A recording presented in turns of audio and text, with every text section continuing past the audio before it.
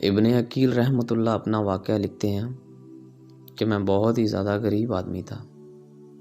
ایک مرتبہ میں نے طواف کرتے ہوئے ایک ہار دیکھا جو بڑا قیمتی تھا۔ میں نے وہ ہار اٹھا لیا۔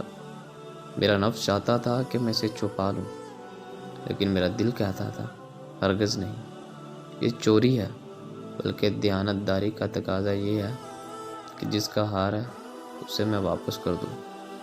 چنانچہ میں نے مطاف میں کھڑے ہو کر اعلان کیا کہ اگر کسی کا ہار گم ہوا ہو تو آ کر مجھ سے لے لے۔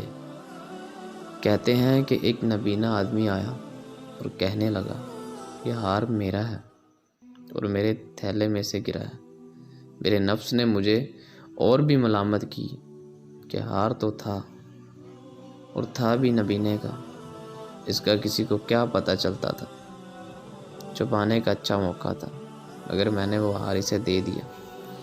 نبینا نے دعا دی اور چلا گیا۔ کہتے ہیں کہ میں دعائیں بھی مانگتا تھا کہ اللہ میرے لیے کوئی رزق کا بندوبست کر دے۔ اللہ کی شان دیکھیں، میں وہاں سے ہلا آ گیا۔ ایک بستی کا نام ہے، وہاں کی ایک مسجد میں گیا تو پتہ چلا کہ چند دن پہلے امام صاحب فوت ہو گئے۔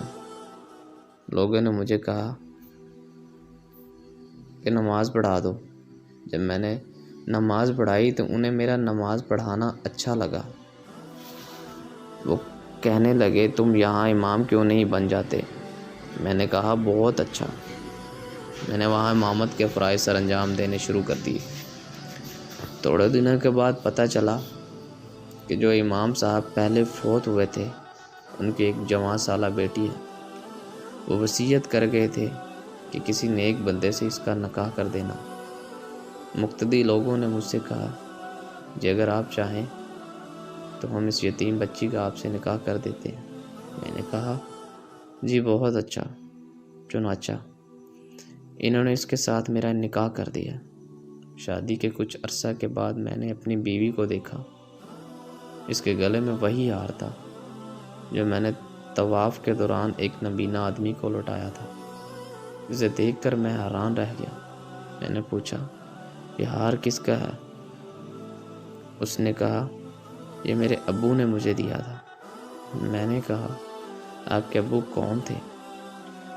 اس نے کہا وہ عالم تھے، اس مسجد میں امام تھے اور نبینا تھے۔ تب مجھے پتہ چلا کہ اس کے ابو وہی تھے جس کو میں نے وہ ہار واپس کیا تھا۔ میں نے اس کو بتایا کہ یہ ہار تو میں نے ان کو اٹھا کر دیا تھا۔ وہ کہنے لگی کہ آپ کی بھی دعا قبول ہو گئی، میرے ابو کی بھی دعا قبول ہوگی۔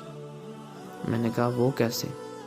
اس نے کہا کہ آپ کی دعا تو اس طرح قبول ہوگی کہ اللہ تعالیٰ نے آپ کو گھر بھی دیا، گھر والی بھی دی اور رزق بھی دیا، اور میرے ابو کی دعا اس طرح قبول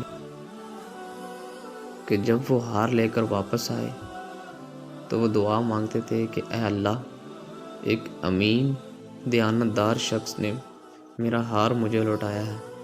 اے اللہ، ایسا ہی امین شخص میری بیٹی کے لیے خامد کے طور پر عطا فرما دے۔ اللہ تعالیٰ نے میرے باپ کی دعا قبول کر لی اور آپ کو میرا خامد بنا دیا۔ تو مخلص بندے کا کام اللہ تعالیٰ کبھی رکنے نہیں دیتے، اٹکنے نہیں دیتے، بلکہ اس کی کشتی ہمیشہ کنارے پر لگا دیا کرتے ہیں۔ جزاک اللہ۔